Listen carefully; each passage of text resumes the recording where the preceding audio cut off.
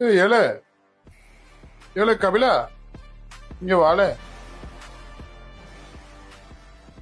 சீக்கிரமா வாழ செத்த மூய். சொல்லுங்க அண்ணாச்சி. ஏல துரகண்ணு இவன் தான் கபிலா. வேம்பளி கூட சண்டப்பட சொல்லு. சூப்பரா சண்டப்படுவாள். ராமனே அடிச்சு ஓட விட்டால தெரியுமா? கேளுறாங்க இது அடுக்குமால ஸ்டேஜ் ஏறாத ஒரு அம்மனை குண்டி மேல கூட்டு வந்துட்டு சண்டை போடுனா எப்படி சண்டை போடுவான்? ஏல துரை என்ன நம்பி ஒத்துக்கல. சண்டைனா எந்த மாதிரி சண்டைன்னு பாப்ப. தோக்க விளையாடுவாள். அண்ணாச்சி நான் சொல்றேன்னு எதுவும் மனசுல வச்சுக்காதீங்க. எங்க அம்மா நான் பக்கத்து வீட்டுக்கார சொடல கூட சண்டை போடும் போதே சட்டாப்பை தூக்கி மண்டையில எரிஞ்சிட்டாவ. இதெல்லாம் வெளில தெரிஞ்சுன்னா அப்புறமா சரட்டை எடுத்து தலையில அடிப்பாவ. பாவம் அண்ணாச்சி எங்க அம்மா. விட்டுருங்க அண்ணாச்சி, நான் வரல.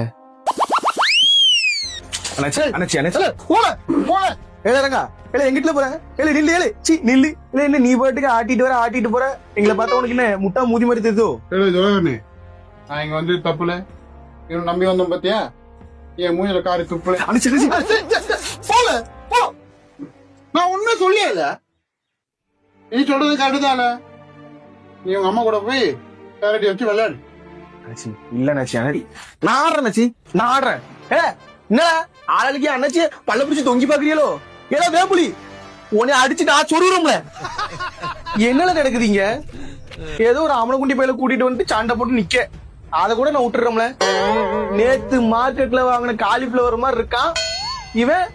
கருணக்கிழங்கு மாதிரி இருக்கிற வேம்புலி அடிச்சு சொருவிடுவான். என்ன ரங்கா சிரிப்பு காட்டியா? இல்ல என்கிட்ட வந்து சிரிப்பு காட்டுறியோ? அப்ப வந்து சண்டை போடல கருணைக்கிழங்க இல்ல காலிஃபிளவரான்னு பாப்போம். அண்ணாச்சி நீங்க ஒண்ணு கவலைப்படாதீங்க. இல்ல வேம்புலி உன்னை அடிச்சு நான் சொருகிறோம்ல.